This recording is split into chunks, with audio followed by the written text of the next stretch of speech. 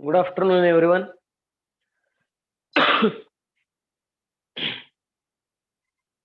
काय पाहत होतो आपण लास्ट लेक्चरला?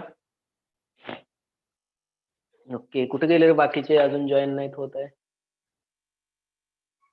सर, अकाउंट को होस्ट करा ना.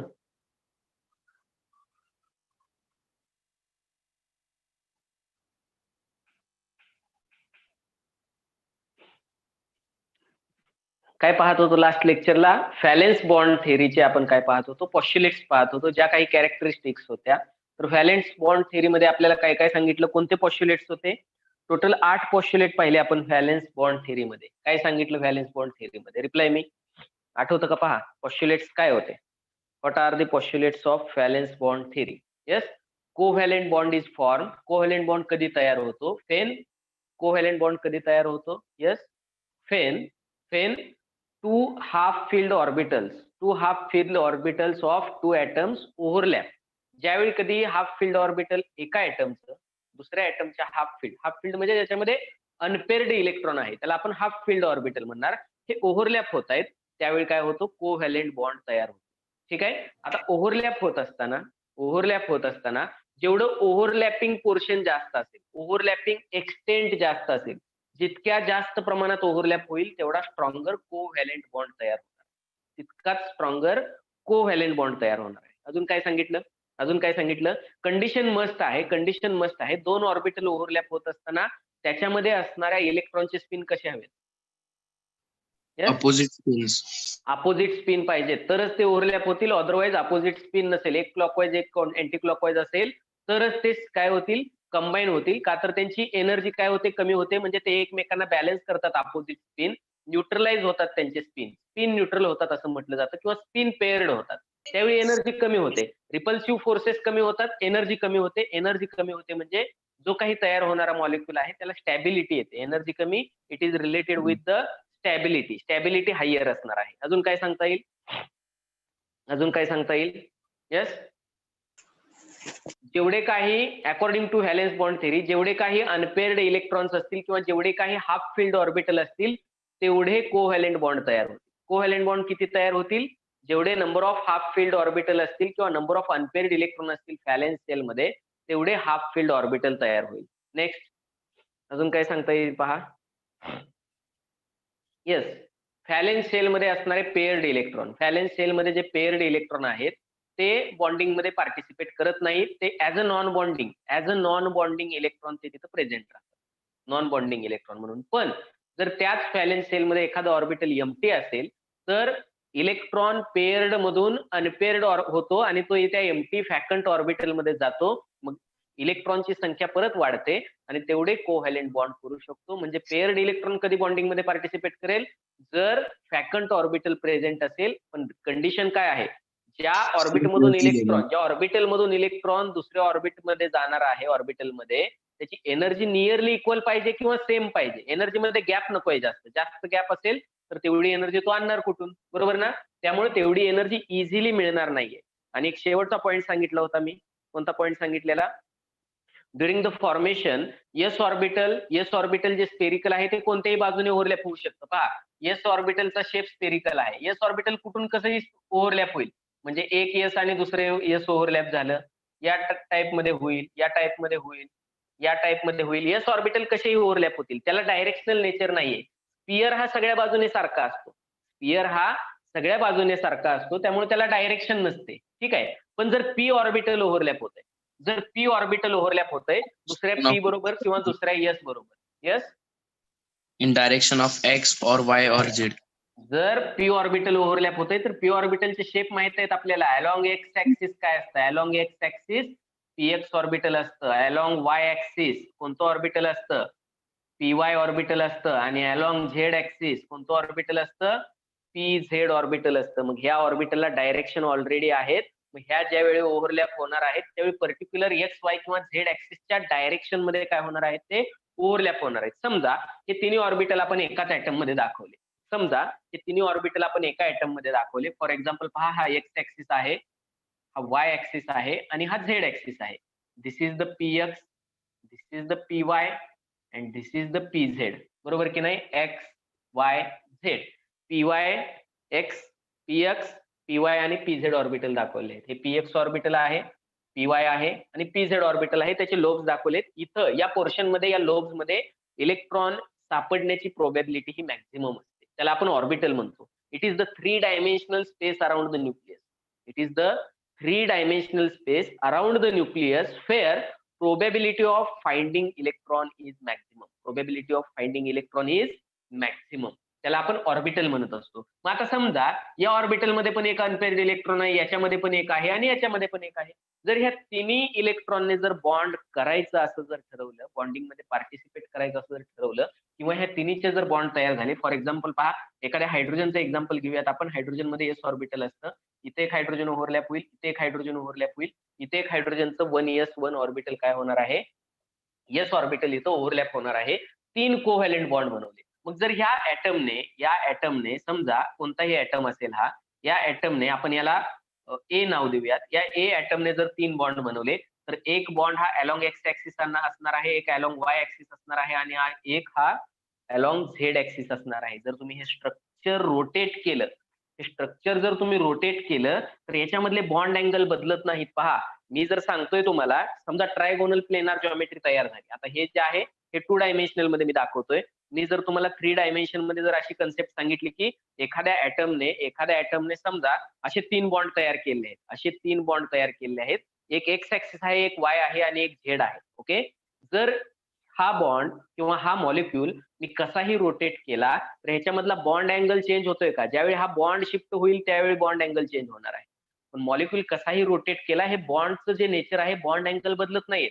आपण मिथेनचं एक्झाम्पल घेतलं होतं, आठवतं का? मिथेनचं एक्झाम्पल CH4 टेट्राहेड्रल जॉमेट्री आहे.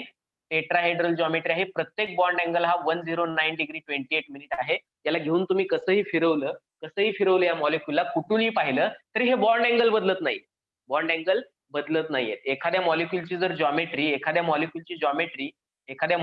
जॉमेट्री जर प्लेनार असेल, समजा हा बी ऍटम आहे, जर इथं ट्रँगल बनतोय, तुम्ही कसेही फिरवा याला, हा ट्रँगल चेंज होणार नाही किंवा हा बॉन्ड अँगल जो आहे 120 डिग्री हा चेंज होणार नाही. याला म्हणतात डायरेक्शनल प्रॉपर्टी. पर्टिक्युलर डायरेक्शन आहे त्याला. तसं येसच नाहीये. मी जर सांगितलं हायड्रोजन मॉलिक्यूल मध्ये काय असणार आहे? एक हायड्रोजन ऍटम, दुसरा हायड्रोजन ऍटम, पहिल्याचं एस ऑर्बिटल, दुसऱ्याचं एस ऑर्बिटल एकमेकांवरती ओव्हरलॅप होणार आहे. हा मॉलिक्यूल तुम्ही कसा दाखवू शकता? फॉर एक्झाम्पल पहिल्याचं यस आणि दुसऱ्याचं यस ओव्हरलॅप झालेले आहेत. हा H2 मॉलिक्यूल तयार झाले. बरोबर की नाही? मग हा H2 मॉलिक्यूल तुम्ही असाही दाखवू शकता. अलोंग वाय ऍक्सिस पण दाखवू शकता. याच्यामध्ये कितीही चेंजेस केले तुम्ही, एक्स वाय झेड कसाही दाखवला, तरी स्पियरचं नेचर सगळ्या बाजूने सारखंच आहे.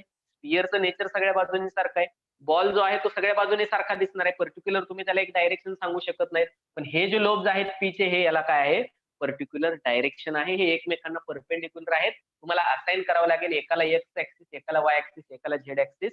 हे अँगल बदलणार नाहीये. ओके. याच्यामध्ये कोणताही अँगल नाही, याच्यामध्ये तुम्ही अँगल सांगू शकत नाहीये. पण याला डायरेक्शनल प्रॉपर्टीज आहेत. हे सांगितलेलं आहे आपल्याला फॅलेन्स बॉन्ड थेरी मध्ये. कोणत्या दोन सायंटिस्टने डेव्हलप केली? व्हीबीटी? Heitler and London. आणि त्याच्यामध्ये जे फर्दर वर्क केलं आहे ते लिनस पाउलिंग या सायंटिस्टने केलेलं आहे, की ज्यांनी 1931 मध्ये व्हीबीटी वरती सगळ्यात डेव्हलप तर यांनी केले आहे स्टार्टिंगला थेरी. पण जे मेजर हायब्रिडायझेशन ही जी कन्सेप्ट आहे की ज्याच्यामुळे बॉन्डिंग एक्सप्लेन करता आलं बऱ्याच मॉलिक्यूलचं, हे लिनस पाउलिंगने हायब्रिडायझेशन ही कन्सेप्ट इंट्रोड्यूस केलेली आहे आणि व्हीबीटीला तिथं स्ट्रॉंग बनवलेलं आहे. किंवा बऱ्याच वेळी लिनस पाउलिंगचंही नाव घेतलं जातं व्हीबीटी मध्ये, तर मेजर रोल आहे तिथं. Then give the heading interacting forces during covalent bond formation. Give the heading interacting forces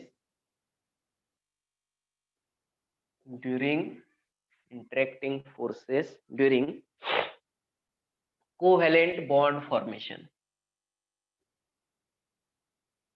covalent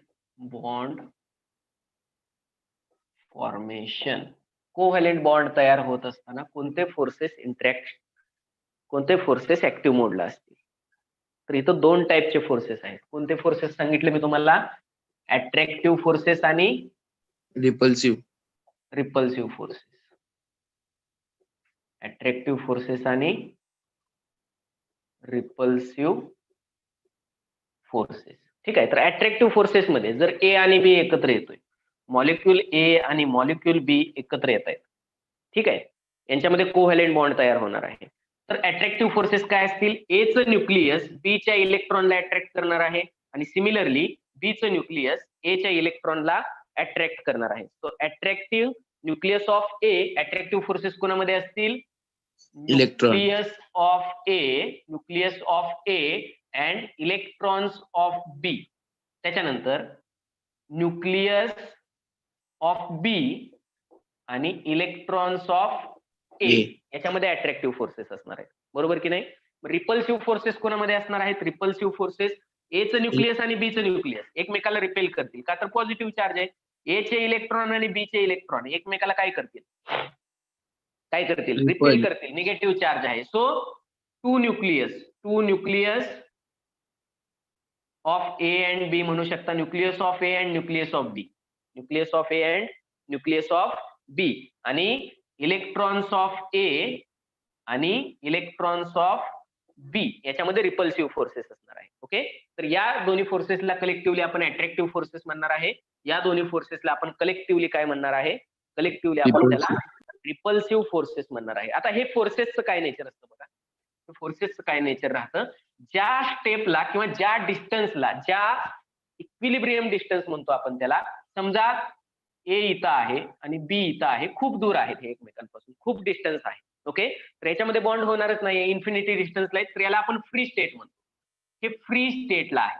जसं फ्री स्टेटमध्ये किंवा इन्फायनाइट डिस्टन्सला, इन्फिनिटी डिस्टन्सला असलेले इलेक्ट्रॉनची एनर्जी मॅक्सिमम असते, तशी इथं पण यांची एनर्जी काय असते? मॅक्सिमम असते. या फ्री स्टेटमध्ये असणाऱ्या, दिसत नाही का इकडचं? ठीक आहे.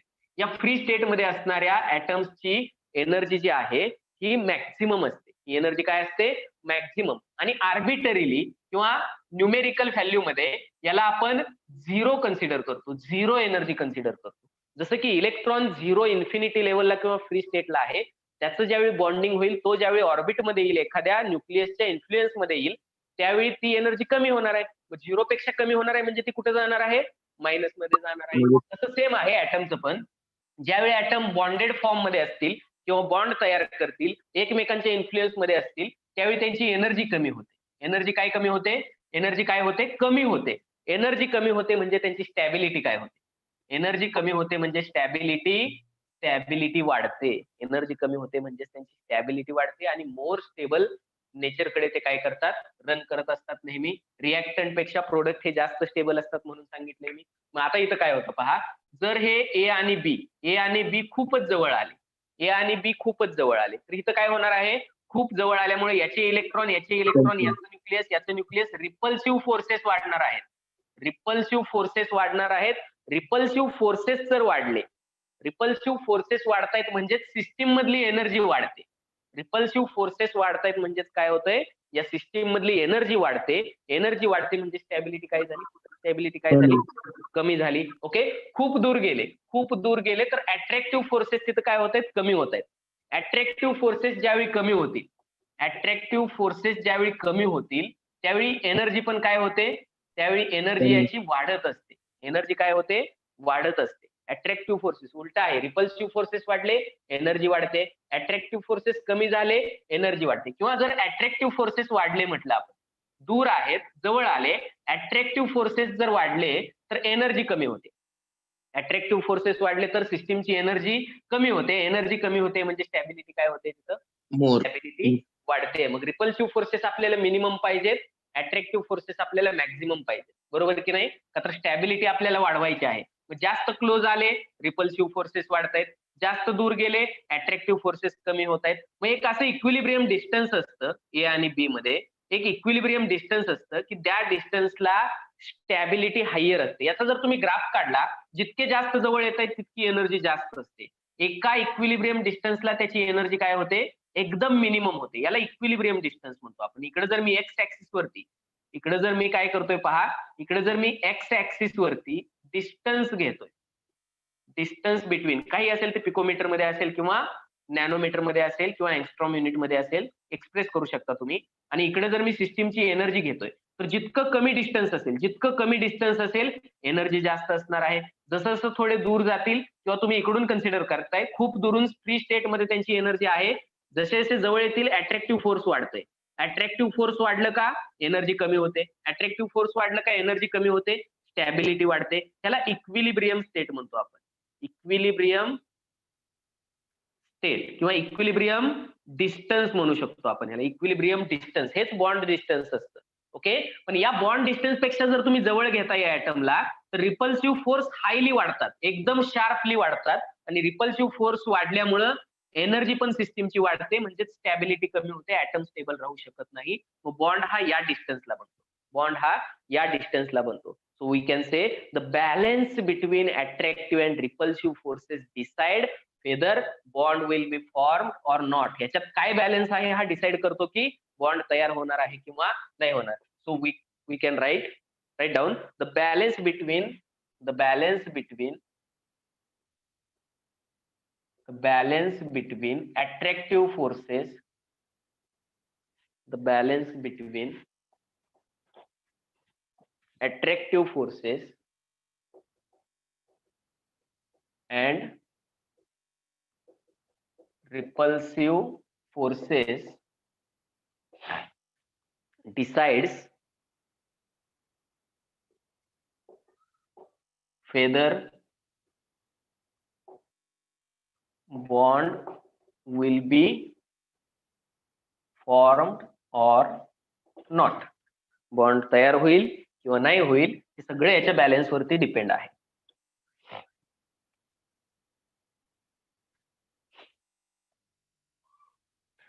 आता दोन कंडिशन. ज्यावेळी अट्रॅक्टिव्ह फोर्सेस स्ट्रॉंगर असतात,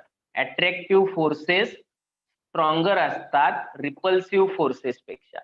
ज्यावेळी अट्रॅक्टिव्ह फोर्सेस हे रिपल्सिव्ह फोर्सेस पेक्षा स्ट्रॉंगर असतील तर ओव्हरलॅप होणार आहे ग्रेटर, बॉन्ड फॉर्म होणार आहे आणि बॉन्ड फॉर्म झाला का एनर्जी काय होते, एनर्जी लोअर होणार आहे. म्हणजे इक्विलिब्रियम डिस्टन्सला जो ग्राफ दाखवला ते.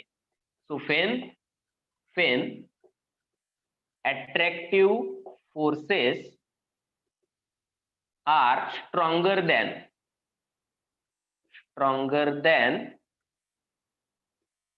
repulsive forces, then when attractive forces are stronger than repulsive forces, then we can say overlap is maximum. Overlap होणार आहे म्हणजेच काय होणार आहे तिथं बॉन्ड फॉर्मेशन होणार आहे. So bond will B bond तयार होणार आहे आणि बॉन्ड तयार होतोय म्हणजेच काय होणार आहे energy lowered, energy will be lowered, energy low होणार आहे, energy will be lowered.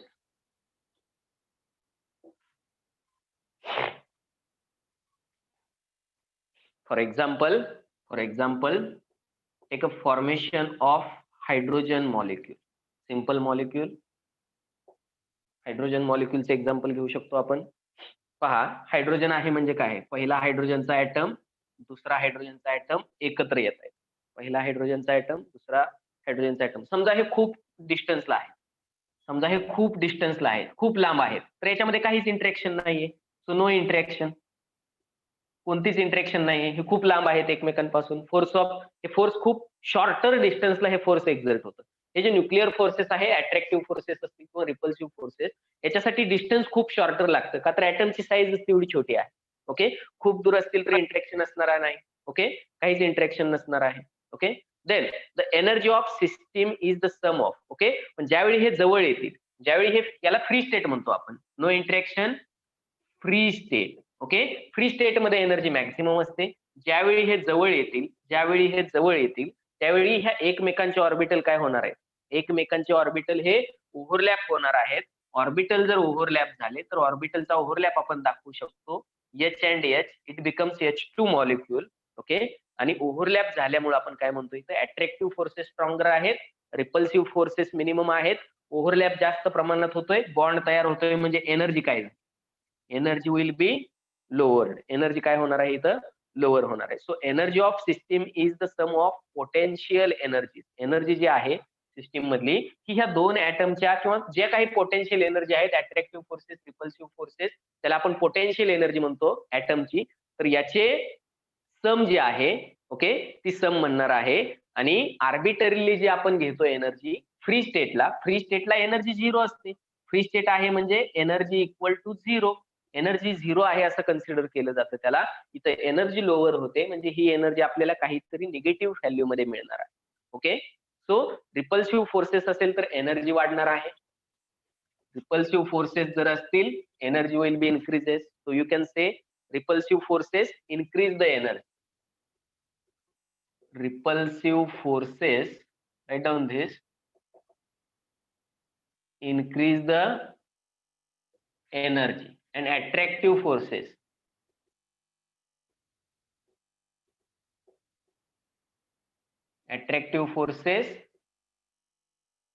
decrease the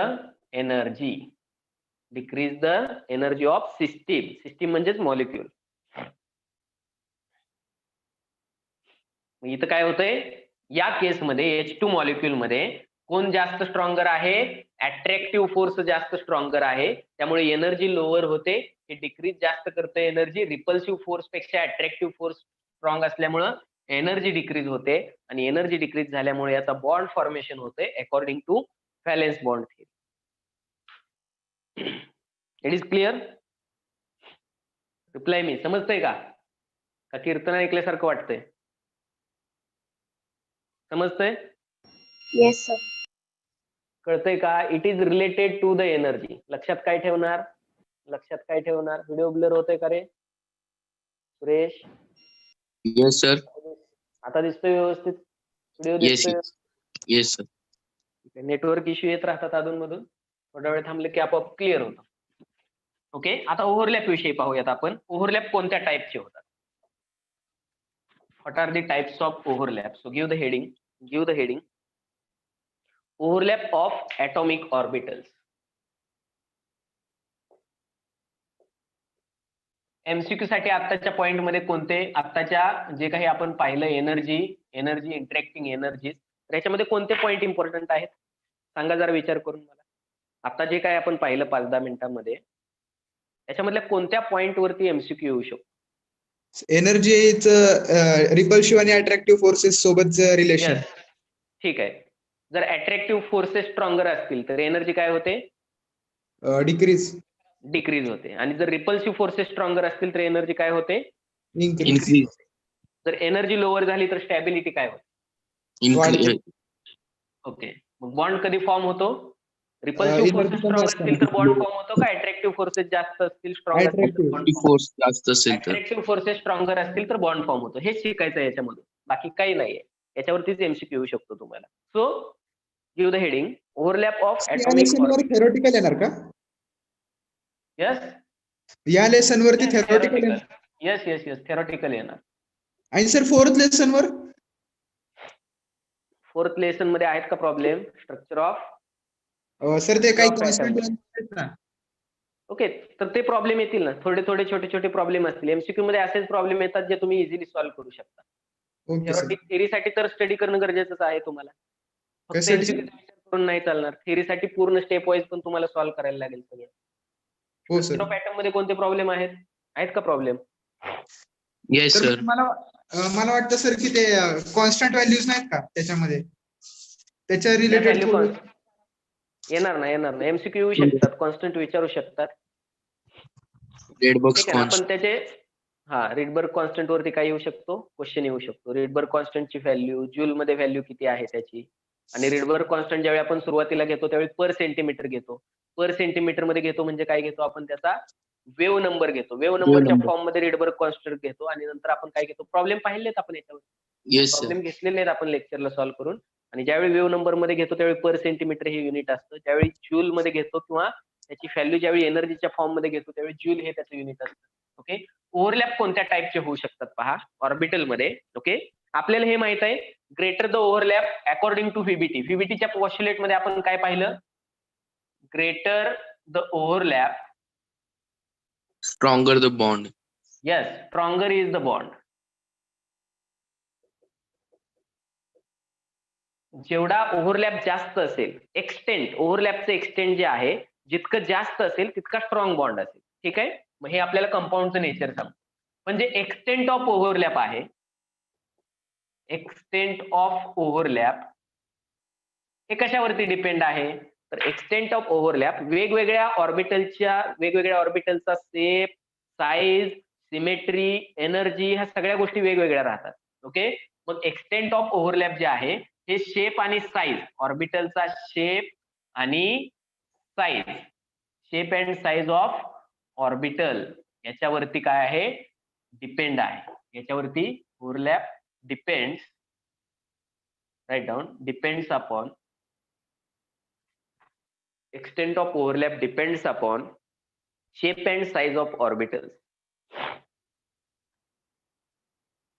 मग याच्यावरून दोन वेगवेगळ्या प्रकारचे बॉन्ड तयार होतील. 2 types of bond will be formed. वेगवेगळे 2 टाइप केलेले आहेत बॉन्डचे. पहिला टाइप आहे सिग्मा बॉन्ड, वर्डिंग मध्ये लिहा सिग्मा बॉन्ड.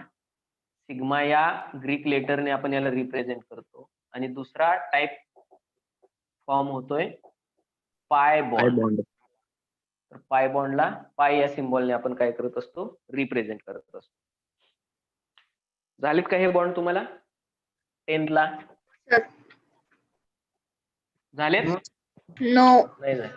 ठीक आहे. मग No, आपण sir. पाहूयात. Give the heading first, sigma bond.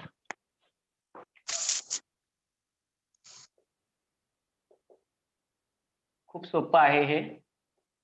जर तुमची इमॅजिनेशन पॉवर असेल, इमॅजिनेशन चांगला असेल तुम्हाला जर माइंड मध्ये इमेज क्रिएट करता आली तर हे अंडरस्टँडिंग साठी सोपं आहे. ओके. सिग्मा बॉन्ड काय आहे? एका सोप्या वाक्यात सांगतो. समजा ऍटम ए आहे, ऍटम ए आहे आणि हा ऍटम बी आहे. त्या दोन्हीमध्ये बॉन्ड तयार होणार आहे. ठीक आहे. ऍटम ए आहे, ऍटम बी आहे, या दोन्हीमध्ये बॉन्ड तयार होणार आहे. आता मी काय करतोय पहा, थोडेसे मोठे दाखवतो. ऍटम ए आहे, ऍटम बी आहे. हा जो डॉट आहे हे ऍटम एचं न्यूक्लियस आहे. हा जो डॉट आहे हा ऍटम बी चं न्यूक्लियस आहे. ओके. या दोन न्यूक्लियसला जर मी जोडलं, तर एक ऍक्सिस तयार होतो. एक काय तयार होतोय? ऍक्सिस. याला काय म्हणतात? इंटर म्हणजे दोन वेगवेगळ्या, इंट्रा नाही, इंटर न्यूक्लियर ऍक्सिस म्हणतात. याला काय टर्मिनॉलॉजी आहे? Inter nuclear axis. याला काय म्हणतात? Inter nuclear axis. जसे गाडीच्या 2 चाका आहेत आणि गाडीच्या 2 चाकाला फिरला तुम्ही काय केलं? मधून एक ऍक्सिस काढला दोन्हीच्या सेंटर मधून, तर तो काय झाला? Inter nuclear axis. तसं इथं 2 स्पियर आहेत म्हणजे 2 ऍटम आहेत. याच्या न्यूक्लियस मधून याच्या न्यूक्लियस कडे मी जर एक स्ट्रेट लाईन काढली तर ह्या ऍक्सिसला म्हटलं जातं इंटर न्यूक्लियर ऍक्सिस, म्हणजे 2 वेगवेगळ्या ऍटमच्या न्यूक्लियस मधून जाणारी स्ट्रेट लाईन. ओके. जर ओव्हरलॅप होणारे ऑर्बिटल्स कोणतेही असतील ते, जर ह्या अलॉंग ह्या ऍक्सिस वरती काय होत आहेत? ओव्हरलॅप होत आहेत. Along the inter nuclear axis जर हे ओव्हरलॅप होणारे ऑर्बिटल, जस्ट 1 मिनिट, जर हे ओव्हरलॅप होणारे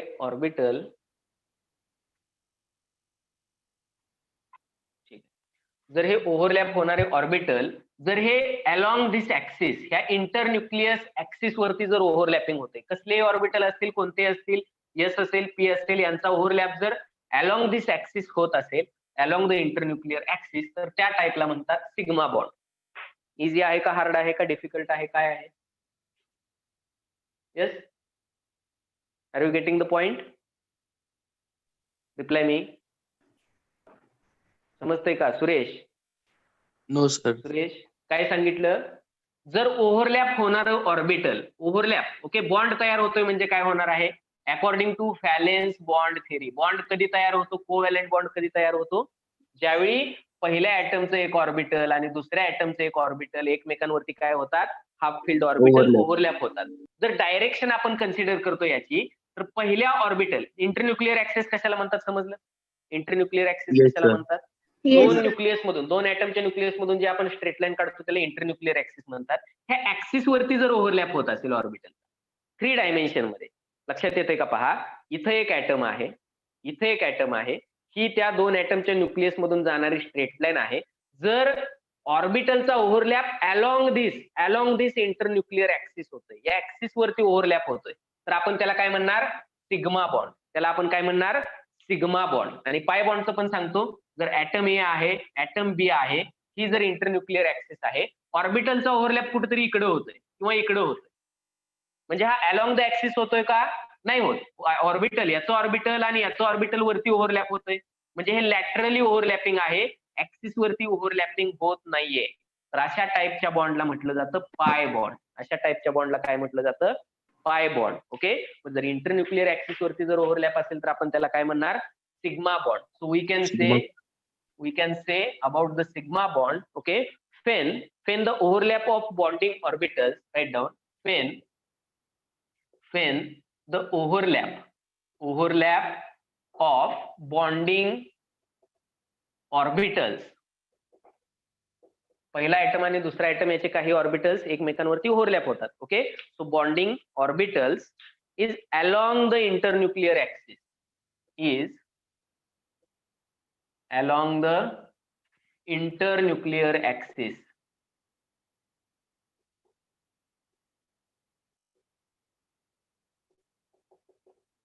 Along the internuclear axis, it is called as sigma overlap. It is called as sigma overlap, or we can say sigma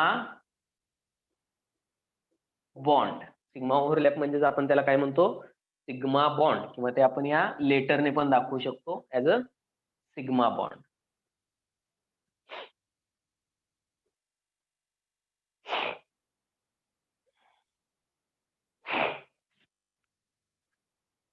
point clear झाला हा? Yes Yes, Suresh, sir. Point clear झाला everyone? दोन ऍटमच्या along the nucleus overlap होतोय 3 dimension मध्ये, imagine करा, तर आपण त्याला म्हणणार आहे सिग्मा बॉन्ड. आता वेगवेगळे ऑर्बिटल आहेत आपल्याकडे, एस ऑर्बिटल आहे, पी ऑर्बिटल आहे, एस स्पेरिकल आहे, पी ऑर्बिटल हे डंबेल शेप आहेत, यांचे ओव्हरलॅप कसे होतील? तर याचे जर एक्झाम्पल द्यायचे झाले, सिग्मा बॉन्ड कुठे कुठे तयार होतो पहा. सो 3 ऑप्शन आहेत त्याच्यामध्ये, 3 ऑप्शन आहेत. सिग्मा बॉन्ड कुठे कुठे तयार होतो? So in between the 2s orbitals, in between the 2s orbitals, 2s orbital मध्ये काय होऊ शकतो, सिग्मा बॉन्ड तयार होऊ शकतो. Then in between 1s and 1pz orbital, 1s orbital and 1pz orbital.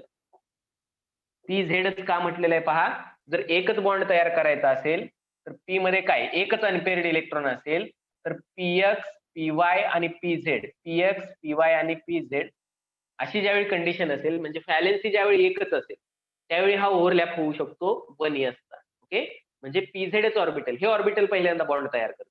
Unpaired electron याच्यात पाहिजे पहिल्यांदा.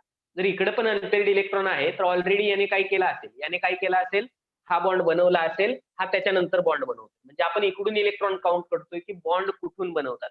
फिल करत असताना इलेक्ट्रॉन इकडून भरत जातोय, आणि व्हॅलेन्स इलेक्ट्रॉन ज्यावेळी इलेक्ट्रॉन बाहेर काढायचे असतात, शेअर करायचे असतात, गेन करायचे असतात किंवा डोनेट करायचे असतात, त्यावेळी आपलं काउंटिंग इकडून असतं. म्हणून आपण काय घेतलेलं आहे, ते pz ऑर्बिटल असं घेतलेलं आहे, म्हणजे px आणि py घेतलेलं नाहीये.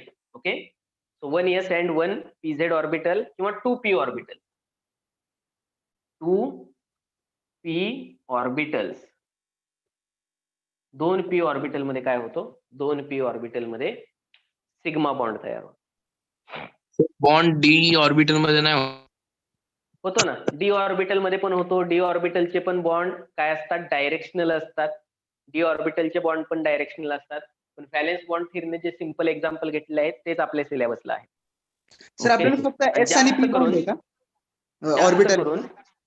जास्त करून डी ऑर्बिटल पण आहे. 12th स्टँडर्ड मध्ये तुम्ही डी ऑर्बिटल पण शिकणार आहात. पण डी ऑर्बिटल किंवा डी ब्लॉक एलिमेंट हे कोऑर्डिनेशन बॉन्डिंग दाखवतात, कोऑर्डिनेट बॉन्डिंग दाखवतात जास्त करून. ओके, त्यामुळे त्यांचे जे एक्झाम्पल आहेत ते तुम्हाला 12th स्टँडर्ड मध्ये कोऑर्डिनेशन कंपाऊंड किंवा कोऑर्डिनेशन केमिस्ट्री नावाच्या चॅप्टर मध्ये येणार आहे. हे आपण डिटेल मध्ये पाहूयात. एस ऑर्बिटल कसे ओव्हरलॅप होतील, पी कसे होतील, आणि एक एस आणि एक पी ऑर्बिटल कसं ओव्हरलॅप होईल. So first S overlap, 2 S जर ओव्हरलॅप होत आहेत त्याला आपण काय म्हणणार, एस ओव्हरलॅप, एस ओव्हरलॅप किंवा एस सिग्मा ओव्हरलॅप असंही म्हणू शकतो आपण त्याला. तर हा टाइप आहे सिग्मा बॉन्डचा. याचं एक्झाम्पल देऊ शकतो आपण. Example 2s. Okay, simple example H2 molecule. Molecule मध्ये कोण दोन एकत्र येत आहेत? H2 मॉलिक्यूल मध्ये H2 मॉलिक्यूल मध्ये दोन हायड्रोजनचे ऍटम एकत्र येत आहेत. मग हायड्रोजन ऍटमचं इलेक्ट्रॉनिक कॉन्फिगरेशन काय असतं? 1s1. Okay, so 1s orbital पहिल्या हायड्रोजन ऍटमचं, समजा हे हायड्रोजनचं न्यूक्लियस आहे, स्पेरिकल शेप आहे. So 1s orbital of first hydrogen atom आणि 1s हे 1s ऑर्बिटल आहे, 1s ऑर्बिटल दुसऱ्या हायड्रोजन ऍटमचं. जर याच्यामध्ये प्रेझेंट असणाऱ्या इलेक्ट्रॉनचा स्पिन जर अपोजिट असेल तर काय आहे इथं पॉसिबिलिटी? हे कोव्हॅलेंट बॉन्ड बनवू शकतात. ओके, याचा कोव्हॅलेंट बॉन्ड कसा बनेल किंवा ओव्हरलॅप कसा होईल? याचा ओव्हरलॅप कसा होईल? या टाइप मध्ये ओव्हरलॅप होईल. ओके, या टाइप मध्ये ओव्हरलॅप होईल, बरोबर की नाही? आता हा ओव्हरलॅप कुठे झालेला आहे? जर मी याच्यामध्ये इंटरन्यूक्लिअर ऍक्सिस काढतोय, दोन न्यूक्लियस मध्ये जर मी ऍक्सिस काढतोय, तर ओव्हरलॅप हा अलोंग द ऍक्सिसच झालेला आहे. हा ओव्हरलॅप कुठे झालेला आहे? अलोंग द ऍक्सिसच. कोणतेही दोन s ऑर्बिटल जर एकत्र येत आहेत, ओव्हरलॅप करतायत, तर डेफिनेटली ते काय असतं? अलोंग द ऍक्सिसच असतं. मग हे हा जो ओव्हरलॅप झालेला आहे याला S ओव्हरलॅप असं म्हणतात, किंवा S सिग्मा ओव्हरलॅप किंवा सिग्मा बॉन्ड असंही म्हणू शकतो आपण. S आणि S ऑर्बिटलचा ओव्हरलॅप झालेला आहे. राईट डाऊन दिस एक्झाम्पल. सर थोडं परत एक्सप्लेन करता का? येस.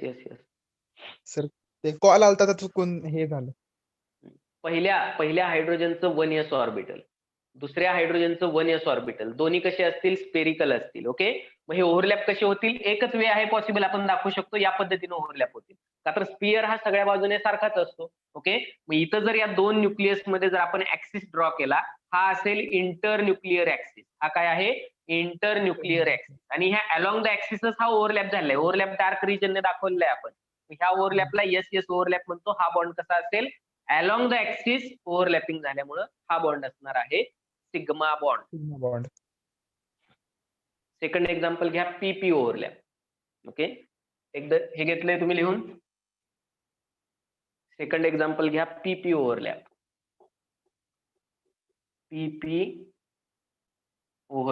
PP ओव्हरलॅपचं एक्झाम्पल देता येईल का? पी ऑर्बिटल मध्ये व्हॅलेन्स इलेक्ट्रॉन असणार एखादं एक्झाम्पल सांगा. For example F2 molecule. F2 molecule. आता पहा. ओके, F चा ऍटॉमिक नंबर, फ्लोरीनचा atomic number 9. Electronic configuration 1s2 2s2. ठीक आहे, P चं थोडंसं आपण इलेबरेट करूया. P मध्ये P मध्ये किती जातील टोटल? किती इलेक्ट्रॉन जातील? 5 इलेक्ट्रॉन जातील, बरोबर की नाही? 2p5 आहे. तर 5 ला आपण काय करूयात? 2px2 2py2 आणि 2pz1, बरोबर का? 1s2 2s2 2p5 हे झाले F चे 9 इलेक्ट्रॉन. ओके, 1s मध्ये 2, 2s मध्ये 2, 2p चे 5 कसे भरणार आपण? 1 2 3 4 5. हे आहे px, py आणि pz. सो px मध्ये 2, py मध्ये 2 आणि pz मध्ये किती? 1. pz मध्ये किती? 1. ओके, हे आपण काय केलं आहे? थोडंसं एक्सप्लेन करून लिहिलेलं आहे. ओके, आता याच्यामध्ये पर्टिक्युलर कोणतं ऑर्बिटल ओव्हरलॅप होणार आहे? हे ऑर्बिटल ओव्हरलॅप होणार आहे. हाफ फील्ड ऑर्बिटल ओव्हरलॅप होतं. हे होतील का ओव्हरलॅप? डबल फील्ड आहेत, हे फुल फील्ड आहेत. म्हणजे काय आहेत? हे पेअर्ड इलेक्ट्रॉन आहेत. हे ऑर्बिटल फील नाही होणार, फक्त हे हाफ फील्ड ऑर्बिटल फील होणार. बॉन्डिंग मध्ये पार्टिसिपेट कोण करतंय? पी मधलं PZ ऑर्बिटल. मग पहिल्या फ्लोरीनचं PZ ऑर्बिटल, सिमिलर दुसऱ्या फ्लोरीनचं PZ ऑर्बिटल. समजा मी जर शेप दाखवतोय ऑर्बिटलचे, फॉर एक्झाम्पल मी शेप दाखवतोय. समजा हे एक ऑर्बिटल आहे, हे एक डंबेल शेप्ड ऑर्बिटल आहे. ओके, याला जर आपण PZ orbital of first fluorine म्हटलं, दुसरं एक ऑर्बिटल आहे सेम, दुसरं एक ऑर्बिटल आहे PZ orbital of second fluorine atom. हे जर मिक्स झाले तर ओव्हरलॅप कसा असेल? ओव्हरलॅप अलोंग द ऍक्सिस असेल. इथं न्यूक्लियस आहे. येते का लक्षात? हे न्यूक्लियस आहे. मी डार्क शेडने दाखवतोय, इथं डार्क डॉटने दाखवतोय. हे न्यूक्लियस आहे.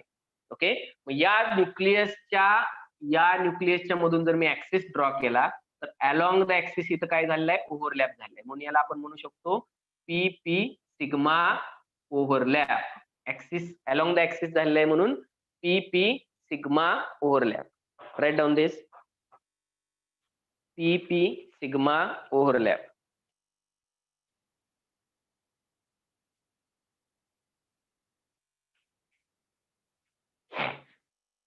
ओके. समजा मी जर इथे एक अनपेअर्ड इलेक्ट्रॉन केला, इथे एक अनपेअर्ड इलेक्ट्रॉन केला, पीझेडच का घेतले याचं रिझन सांगतो मी तुम्हाला.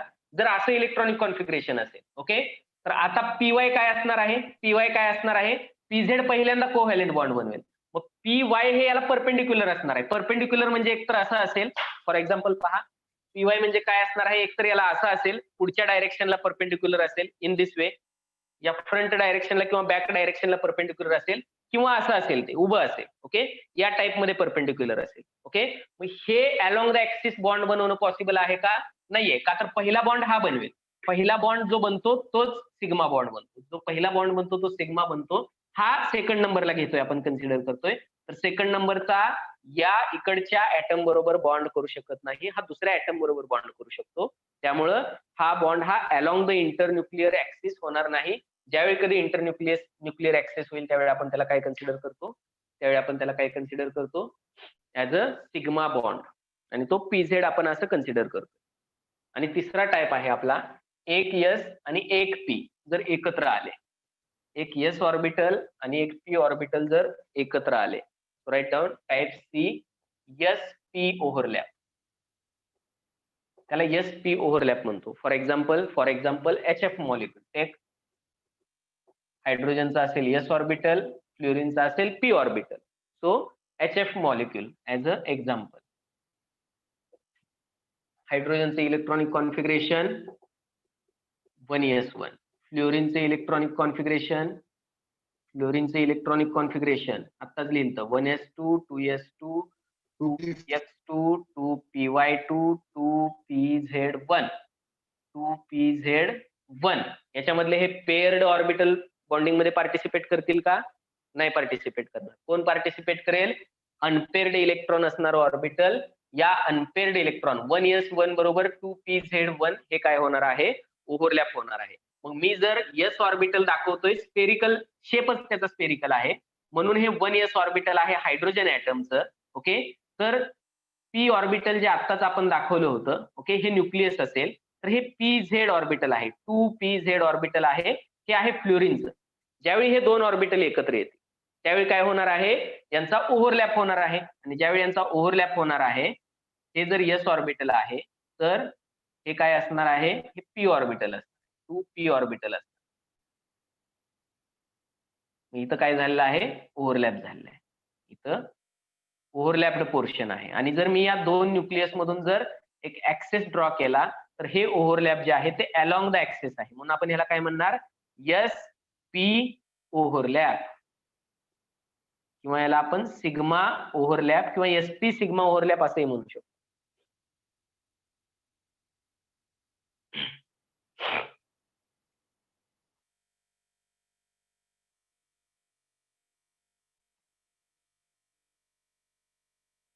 म्हणजे कोण ओव्हरलॅप होत आहेत, हायड्रोजन मधलं 1s आणि फ्लोरीन मधलं 2pz हे ओव्हरलॅप होत आहेत. It is clear. Sigma Yes. Bond मध्ये आपण 3 ओव्हरलॅप पाहिले. हा झाला सिग्मा बॉन्ड. सेकंड एक्झाम्पल आहे आपलं, किंवा सेकंड टाइप आहे आपला बॉन्डचा pi bond, right. Pi bond. Second type इथं लॅटरल ओव्हरलॅपिंग होत. So we can write pi bond, किंवा या टाइप मध्ये पण दाखवू शकतो आपण पाय बॉन्ड. ओके, तर पाय ओव्हरलॅपिंग कसं होतं पहा. when two half filled orbitals of two atoms overlap sideways म्हणजे इंटरन्यूक्लिअर ऍक्सिस सोडून, जर दोन ऍटम मधला हा इंटरन्यूक्लिअर ऍक्सिस आहे, इथं जो तयार होणार आहे तो covalent bond, sigma covalent bond तयार होणार आहे. पण जर याच्या वरून जर इथं ओव्हरलॅपिंग झालं, ऑर्बिटलचं इथं ओव्हरलॅपिंग झालं, या साईडला झालं किंवा डाऊन साईडला ओव्हरलॅपिंग झालं, हा ऍक्सिस सोडून जर बाकीच्या बाजूने जर याचं ओव्हरलॅपिंग होतंय, त्याला साइडवेज म्हणतात. ह्याला काय म्हणतो आपण, साइडवेज, किंवा ह्याला म्हणू शकतो आपण लॅटरल ओव्हरलॅपिंग. हे काय आहे, लॅटरल ओव्हरलॅपिंग आहे. किंवा हे जर अलॉंग द ऍक्सिस आहे तर ह्याला काय म्हणू शकतो आपण, अलॉंग द ऍक्सिस आहे तर हे ऍक्सिसला परपेंडिक्युलर आहे. इथं ओव्हरलॅप झालेलं आहे तर हा ऍक्सिसला काय असणार आहे, परपेंडिक्युलर असणार आहे. So we can write when two half filled orbitals of two atoms, write down, when two half filled orbitals of two atoms, ज्या ऍटम मध्ये काय होणार आहे, बॉन्डिंग होणार आहे, of two atoms overlap sideways,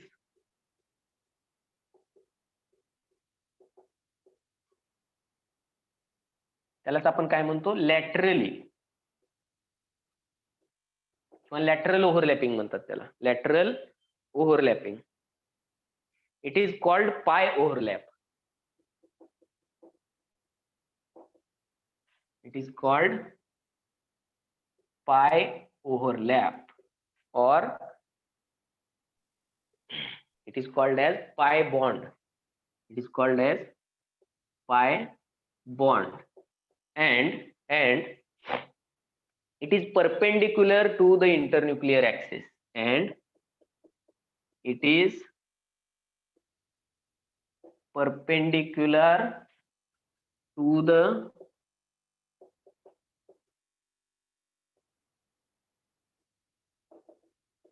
internuclear axis.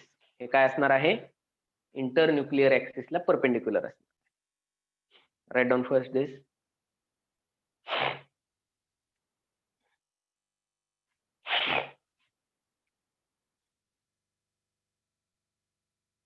Okay, आता पहा, already जर समजा मी एक पी ऑर्बिटल दाखवतोय, हे न्यूक्लियस आहे आणि हे एक पी ऑर्बिटल आहे, दुसऱ्या एका ऍटमचं हे पी ऑर्बिटल आहे आणि हे काय आहे, सेंटरला त्याचं न्यूक्लियस आहे, बरोबर की नाही. ज्यावेळी यांना कधी ओव्हरलॅप व्हायचं असेल तर आता ऍक्सिस कुठून आहे, ऍक्सिस इथून जाणार आहे. समजा यांचं जर ओव्हरलॅपिंग करायचं आहे तर ऍक्सिस हा इथून जाणार आहे, दोन न्यूक्लियस मधला ऍक्सिस आहे. This is the internuclear axis. हा दोन न्यूक्लियसच्या मधला इंटरन्यूक्लियर ऍक्सिस आहे. ओके, पण यांचं ओव्हरलॅप ऍक्सिसच्या वरून होतंय, लॅटरली होतंय, साइडवेज होतंय. मग ज्यावेळी याचे हे दोन लोब्स मिक्स होणार आहेत, हे दोन लोब्स मिक्स होणार आहेत. हे वरचे दोन लोब्स जर मिक्स झाले, वरचे दोन लोब्स जर मिक्स झाले, वरचे दोन लोब्स जर मिक्स झाले तर असा शेप बनणार आहे वरती. खालचे दोन लोब्स जर मिक्स झाले, खालचे दोन लोब्स जर मिक्स झाले तर याचा शेप असा हाफ सर्क्युलर शेप बनणार आहे. जे काय असतील ते मिक्सिंगचे शेप बनतील. ओके, याला म्हणतात लॅटरल ओव्हरलॅपिंग. हे दोन इकडे वरती ओव्हरलॅप झालेत, हे दोन खाली. अलॉंग द ऍक्सिस कुठेही ओव्हरलॅपिंग नाही, अलॉंग द ऍक्सिस पूर्ण रिकामे आहेत हे दोन.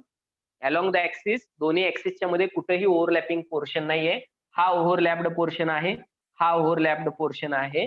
त्यामुळं हे जे ओव्हरलॅपिंग होतंय हे पाय ओव्हरलॅप म्हणतात, पाय ओव्हरलॅप किंवा side wise overlap, side wise किंवा लॅटरल ओव्हरलॅपिंग म्हणतो याला, लॅटरल ओव्हरलॅपिंग. आणि हा जो बॉन्ड तयार होतो या टाईपच्या बॉन्डला म्हणतात पाय बॉन्ड. आणि पाय बॉन्ड कधी तयार होतो, ज्यावेळी इथं दाखवलं नाही, ऑलरेडी इथं एक पी ऑर्बिटल आहे याला परपेंडिक्युलर असणार आणि या दोन्हीचं ओव्हरलॅप झालेलं आहे. इथं जे पी ऑर्बिटल आहे यांचे ओव्हरलॅप झालेले आहेत, इथं एक सिग्मा बॉन्ड बनलेला आहे. त्यामुळं दुसरा सिग्मा बॉन्ड या ऍक्सिस वर बनू शकत नाही. एका ऍक्सिस वरती किती ओव्हरलॅप होऊ शकतं, एकच ओव्हरलॅप होऊ शकतो. मग जर एक ओव्हरलॅप झालेला आहे, आता दुसरे ऑर्बिटल असे परपेंडिक्युलर आहेत, मग इथं ओव्हरलॅप होणं पॉसिबलच नाहीये त्यांना. का तर जसा मॉलिक्यूल किंवा जसा ऍटम फिरतो तसे त्याचे ऑर्बिटल फिरतील. का फिरतील, का तर ऑर्बिटल हे एकमेकांना परपेंडिक्युलर आहेत. तिन्ही ऑर्बिटल एकमेकांना कसे आहेत, परपेंडिक्युलर आहेत. मग जर या ऍक्सिस वरती समजा एक्स ऍक्सिस वरती जर कोव्हॅलेंट बॉन्ड सिग्मा बॉन्ड तयार झालेला आहे पहिल्यांदा, उरलेल्या ऑर्बिटलला ज्यावेळी ओव्हरलॅपिंग करायचंय, ऍक्सिस संपला, एकच ऍक्सिस आहे, एकच ओव्हरलॅप होतं त्याच्यावरती.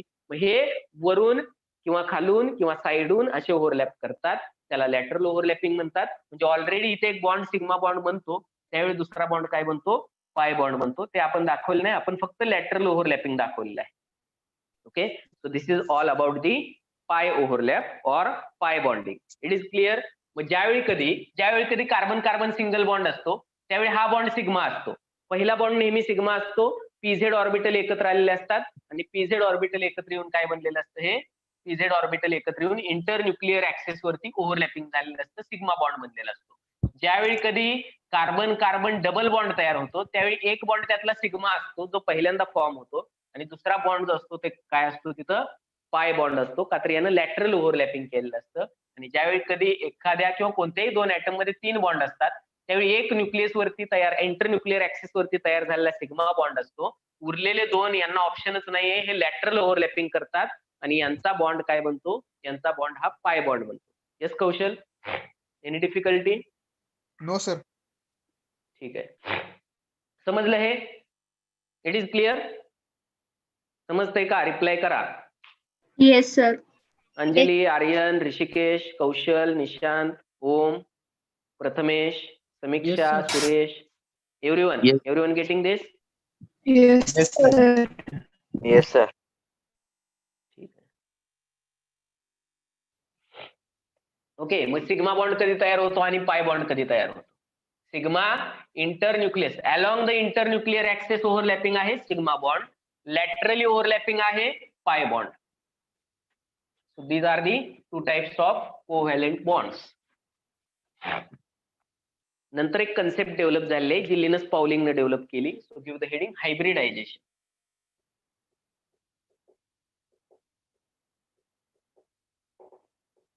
हायब्रिडायझेशन कशाला म्हणतात? सो अकॉर्डिंग टू व्हीबीटीचे जे काही आपण पॉस्ट्युलेट्स पाहिलेले आहेत, so according to valence bond theory, okay, किती बॉन्ड तयार होऊ शकतात, किती कोव्हॅलेंट बॉन्ड तयार होऊ शकतात? Number of covalent bonds is equal to number of unpaired electron. जेवढे अनपेअर्ड इलेक्ट्रॉन आहेत तेवढे बॉन्ड तयार होणार आहेत. So number of unpaired electrons, जेवढे अनपेअर्ड इलेक्ट्रॉन एखाद्या ऍटम मध्ये असतील तेवढे कोव्हॅलेंट बॉन्ड तो काय करू शकतो, तयार करू शकतो अकॉर्डिंग टू व्हीबीटी. बट याला काही एक्सेप्शनल केसेस नंतर सापडल्या. काही मॉलिक्युलचा स्टडी केल्यानंतर असं लक्षात आलं की यांनी एक्सप्लेन केलं नाही. या valence bond theory, this theory fails to explain, okay, it does not explain how beryllium forms two bond. It does not explain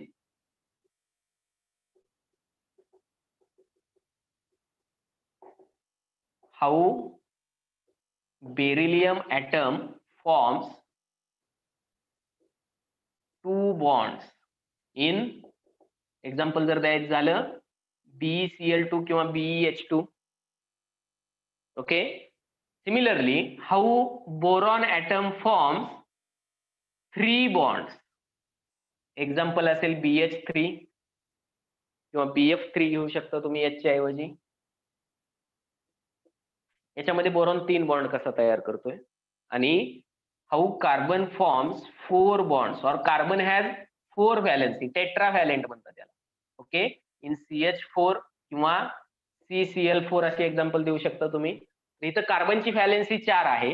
जर तुम्ही यांचे फॉर एक्झाम्पल पहा, बेरिलियमचे जर 2 बॉन्ड तयार होत आहेत म्हणजे हा डायव्हॅलेंट झाला, व्हॅलेन्सी 2 झाली म्हणजे डायव्हॅलेंट झाला. बोरॉनचे 3 बॉन्ड तयार होत आहेत 3 फ्लोरीन बरोबर, ट्रायव्हॅलेंट झाला. कार्बनचे 4 हायड्रोजन बरोबर 4 कोव्हॅलेंट बॉन्ड तयार होत आहेत म्हणजे हा काय झाला, टेट्राव्हॅलेंट झाला. याचे जर इलेक्ट्रॉनिक कॉन्फिगरेशन तुम्ही चेक केले, बेरिलियमचा ऍटॉमिक नंबर 4 बरोबर का, इलेक्ट्रॉनिक कॉन्फिगरेशन 1s2 2s2. बोरॉनचा ऍटॉमिक नंबर असेल 5, electronic configuration 1s2 2s2 2p1. ठीक आहे.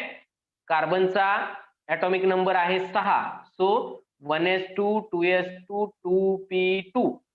मग याचे जर तुम्ही स्ट्रक्चर काढले तर तुमच्या लक्षात येईल की 1s 2s आहे का याच्यामध्ये unpaired electron, 1s 2s 1s2 2s2 आहे का अनपेअर्ड इलेक्ट्रॉन, अनपेअर्ड इलेक्ट्रॉनच नाहीये. तरी हा काय करतो, 2 कोव्हॅलेंट बॉन्ड बनवतो. ओके, बोरॉनची जर केस पाहिली तुम्ही, 1s मध्ये 2 आहेत, 2s मध्ये 2 आहेत, 2p मध्ये 1 आहे. किती अनपेअर्ड इलेक्ट्रॉन आहेत याच्यामध्ये, ओनली 1 अनपेअर्ड इलेक्ट्रॉन आहे. मग 1 अनपेअर्ड इलेक्ट्रॉन असताना याने 3 बॉन्ड कसे काय फॉर्म केले. किंवा कार्बनचं जर पाहिलं तुम्ही 2s2 2p2, कार्बन मध्ये p मधल्या 3 पैकी 2 याच्यामध्ये 1 आहेत, 2 हाफ फिल्ड आहेत, तर याच्यामध्ये 2च अनपेअर्ड इलेक्ट्रॉन आहेत. मग याने 2च कोव्हॅलेंट बॉन्ड तयार करायला पाहिजेत. पण याने काय केलेलं आहे तिथं, या केसेसमध्ये 4 कोव्हॅलेंट बॉन्ड तयार केलेले आहेत. अकॉर्डिंग टू व्हीबीटीच्या पॉस्ट्युलेट मध्ये सांगितलेलं आहे की number of covalent bond equal to number of unpaired electrons, और atom can form the number of covalent bond is equal to number of unpaired electron in their last orbit. जेवढं काही last orbit मध्ये number of unpaired electron आहेत तेवढेच covalent bond तो atom बनवू शकतो, असं आपल्याला व्हॅलेन्स बॉन्ड थिअरीच्या पॉस्ट्युलेट मध्ये सांगितलं आहे. So in order to explain the bonding between the और बॉन्डिंग ऑफ दीज मॉलिक्युल्स एक थिअरी पुढे आलेली आहे, एक कन्सेप्ट पुढे आलेली आहे, ज्या कन्सेप्टला आपण काय म्हटलेलं आहे, हायब्रिडायझेशन म्हणून. Okay, so in order to explain bonding between these molecules one theory or one concept was put forward. That concept is hybridization. So what is hybridization concept? Okay, so hybridization concept मध्ये काय सांगितलेलं आहे पहा, परत एकदा पाहूयात आपण हे एक्झाम्पल. हायब्रिडायझेशन या कन्सेप्ट मध्ये हायब्रिडायझेशन मध्ये काय सांगितलेलं आहे. ओके, फॉर एक्झाम्पल पहा बेरिलियम, बोरॉन, कार्बन. ओके, याचे जर इलेक्ट्रॉनिक कॉन्फिगरेशन आपण जर पाहिले, इलेक्ट्रॉनिक कॉन्फिगरेशन 1s मध्ये किती आहेत, 2s मध्ये किती आहेत आणि 2p मध्ये किती आहेत. तर बेरिलियम मध्ये 1s2 2s2, 1s2 2s2. 2p मध्ये काय आहेत का, 2p मध्ये काही नाहीये. ओके, जर बोरॉनचे पाहिले 1s मध्ये 2 आहे, 2s 2 आहे आणि 2p मध्ये किती आहे, 2p मध्ये 1 इलेक्ट्रॉन आहे. Okay, carbon 1s2 2s2 2p2, 1s2 हे झालं 2s2 आणि 2p, त्याच्यामध्ये 2 अनपेअर्ड इलेक्ट्रॉन आहे. ओके, याच्यामध्ये तर अनपेअर्ड इलेक्ट्रॉनच नाहीये, पण हा बॉन्ड किती बनवतोय, हा 2 बॉन्ड बनवतोय, हा 3 बॉन्ड बनवतोय आणि हा 4 बॉन्ड बनवतोय, टेट्राव्हॅलेंट आहे. मग याच्यामध्ये काय सांगितलेलं आहे पहा, की बॉन्डिंग होत असताना एक ऍटम आणि दुसरा ऍटम ज्यावेळी एकत्र येतात, ओव्हरलॅप करतात, त्याच्या अगोदर त्या दोन्ही ऍटमची एनर्जी वाढलेली असते. म्हणजे ते ग्राउंड स्टेट मधून एक्साइटेड स्टेटला गेलेले असतात. ह्या एक्साइटेड लेवलला जस्ट बिफोर दी बॉन्डिंग होण्याच्या काही सेकंद आधी, काही वेळ आधी, एकदम फ्रॅक्शन ऑफ सेकंद, तर यावेळी यांची एनर्जी वाढलेली असते, व्हायब्रेशन वाढलेले असतात, हायर एनर्जी लेवलला गेलेले असतात हे. तर यावेळी काय करतो, 2s मधून एक इलेक्ट्रॉन 2p मध्ये हा प्रमोट करतो. 2s मधून एक इलेक्ट्रॉन 2p मध्ये प्रमोट करतो, म्हणजे इथला इलेक्ट्रॉन कुठे जाणार आहे, 2p मध्ये जाणार आहे. मग आता किती झाले अनपेअर्ड इलेक्ट्रॉन, आता अनपेअर्ड इलेक्ट्रॉन 2 झाले, म्हणजे हा 2 कोव्हॅलेंट बॉन्ड बनवू शकतो. It is possible. ओके, पण हे कधी जातील 2s मधून 2p मध्ये जात आहेत. एनर्जी लेवल नियरली इक्वल आहे, एनर्जी लेवल सेम आहे म्हणून जात आहेत हे. जर 3s मधून 2p मध्ये येणं पॉसिबल आहे का, नाहीये का, तर 2p आणि 3s ची एनर्जी खूप डिफरन्स आहे. एनर्जी लेवल जर नियरली इक्वल असेल तरच हे पॉसिबल आहे. सेम बोरॉनच्या केस मध्ये पण. यस कौशल, कोण आहे? Sir, how energy is increased? Yes, energy increase. आपण पाहिलं, हा ग्राफ आठवतो का, reactants are converted into product. हा कोणत्याही रिएक्शनचा गॅप असतो. सुरुवातीला इंटरमिडिएट जी स्टेट असते याच्यासाठी एनर्जी ऑफ ऍक्टिव्हेशन लागते. काही रिएक्शनला आपण हीट करतो, रिएक्शन फॉरवर्ड होण्यासाठी हीट करतो. काही रिएक्शन सनलाईटच्या प्रेझेन्स मध्ये होतात, सनलाईट मधून एनर्जी ऍब्सॉर्ब करतात. काही रिएक्शन हे इतके ऍक्टिव्ह असतात किंवा एनर्जी गॅप यांचा इतका कमी असतो, एनर्जी ऑफ ऍक्टिव्हेशन, की नॉर्मल रूम टेम्परेचरला विदाउट सनलाईट पण होतात, एवढे ऍक्टिव्ह असतात. मग ह्या काय करतात, ऍटमॉस्फिअर मधून एनर्जी काय करतात, कॅप्चर करतात. ऍटमॉस्फिअर मधून एनर्जी घेतात. यस, एंडोथर्मिक इथं हा जर विचार केला तर तुम्हाला हे एंडोथर्मिक वाटेल, हा विचार केला तर. पण आपल्याला विचार काय करायचा आहे, ही इंटरमिडिएट स्टेप आहे. फायनल काय आहे, फायनल एनर्जी हायर लेवल पासून लोअर लेवलला आलेला आहे, बरोबर का. हायर लेवल पासून लोअर लेवलला आलेला आहे. मग हायर लेवल पासून लोअर लेवलला येताना एनर्जी इमिट केली जाते, energy. So this is the exothermic. जर तुम्ही फर्स्ट स्टेप आणि फायनल स्टेप पाहताय, दिस इज द एंडोथर्मिक. फक्त ही सुरुवातीला काही अमाऊंट ऑफ एनर्जी द्यावी लागते. ही एनर्जी खूप कमी असते, रिलीज झालेली एनर्जी ही जास्त असते. It is clear? Yes sir, it is clear. Okay, तर या परत इकडं बोरॉनच्या केसमध्ये हा पण 2s मधून एक इलेक्ट्रॉन कुठं देतोय, 2s मधून एक इलेक्ट्रॉन 2p मध्ये देतोय. किती होते याच्यामध्ये, इथे एक होता, ठीक आहे, त्याने 2px मध्ये दिला. इथं ऑलरेडी इलेक्ट्रॉन होता. हे स्ट्रक्चर आहे, 5 इलेक्ट्रॉन आहेत बोरॉन मध्ये. तर हा जाईल सेकंड p ऑर्बिटल मध्ये, म्हणजे py मध्ये जाईल हा. ओके, मग इथला इलेक्ट्रॉन आपण कमी करून दाखवूयात. आता पहा, 3 बॉन्ड हा बनवू शकतो. इथं पण जर मी इथला इलेक्ट्रॉन कमी केला, हा प्रमोट झाला pz मध्ये, तर याच्यामध्ये 4 काय होत आहेत, अनपेअर्ड इलेक्ट्रॉन होत आहेत. आणि 2s आणि 2p मधला एनर्जी गॅप कमी असल्यामुळे हे पॉसिबल आहे. हा इकडून तिकडे जाऊ शकतो. सेम एनर्जी आहेत त्यांची, जास्त एनर्जी लागणार नाही त्यांना जायला. दॅट्स वाय एक्साइटेड स्टेट मध्ये ऑलरेडी एनर्जी जास्त असते. सो हे प्रमोशन होतं आणि हे प्रमोशन झाल्यानंतर काय होणार आहे, या इलेक्ट्रॉन मुळे काय होतं, इलेक्ट्रॉन अनपेअर्ड इलेक्ट्रॉनची संख्या वाढलेली आहे. So number of covalent bonds will be formed is more. Number of covalent bond काय होणार आहेत तिथं, जास्त तयार होणार आहेत. जर आता हे 4 बॉन्डचा जर तुम्ही विचार केला, 4 कोव्हॅलेंट बॉन्डचा विचार केला in case of methane, for example in case of methane, मिथेनच्या केसमध्ये हे 4ही बॉन्ड सिमिलर आहेत. यांचा शेप सिमिलर आहे, बॉन्ड लेंथ सिमिलर आहे, डिस्टन्स सिमिलर आहे. याचं मिनिंग असं आहे की हे ऑर्बिटल पण सिमिलर आहे. मग हे ऑर्बिटल काय होत असतात, एक्साइटेड स्टेटला सगळे ऑर्बिटल मिक्स होतात. एक्साइटेड स्टेटला बॉन्डिंग होण्याच्या अगोदर हे सगळे ऑर्बिटल मिक्स होतात. जेवढे ऑर्बिटल मिक्स होतात तेवढे नवीन ऑर्बिटल तयार होतात. आता एसचा शेप वेगळा आहे, पीचे शेप वेगळे आहे. पण ज्यावेळी एक एस ऑर्बिटल आणि 3 पी ऑर्बिटल इंटरमिक्स होत आहेत, रिकास्टिंग होतं त्या ऑर्बिटलचं, परत तयार होतात. जेवढे मिक्स होतात तेवढेच नंबर ऑफ ऑर्बिटल्स तयार होतात. आता नवीन जे ऑर्बिटल तयार होतात, त्या ऑर्बिटलचा शेप, साईज, जॉमेट्री सगळं काही इक्वल असतं. या नवीन तयार झालेल्या ऑर्बिटलचा शेप, साईज, एनर्जी, जॉमेट्री सगळ्या गोष्टी इक्वल असतात आणि या ऑर्बिटलला म्हटलं जातं हायब्रिड ऑर्बिटल. या ऑर्बिटलला काय म्हटलं जातं, हायब्रिड ऑर्बिटल्स. आणि हे इंटरमिक्सिंग होणं आणि रिकास्टिंग, तेवढेच नंबर ऑफ ऑर्बिटल रिकास्टिंग होणं की जे एका एनर्जी लेवलचे आहेत, एका शेपचे आहेत, या प्रोसेसला, हायब्रिड ऑर्बिटल तयार होण्याच्या प्रोसेसला आपण काय म्हणत असतो, या प्रोसेसला काय म्हणत असतो आपण, हायब्रिडायझेशन म्हणत असतो. या प्रोसेसला काय म्हणणार आहे आपण, हायब्रिडायझेशन. ओके, टाइम ओव्हर झालेला आहे, सर आलेले आहेत. हायब्रिडायझेशनची डेफिनेशन आहे ते आपण काय करूया, डेफिनेशन नेक्स्ट लेक्चरला पाहूया.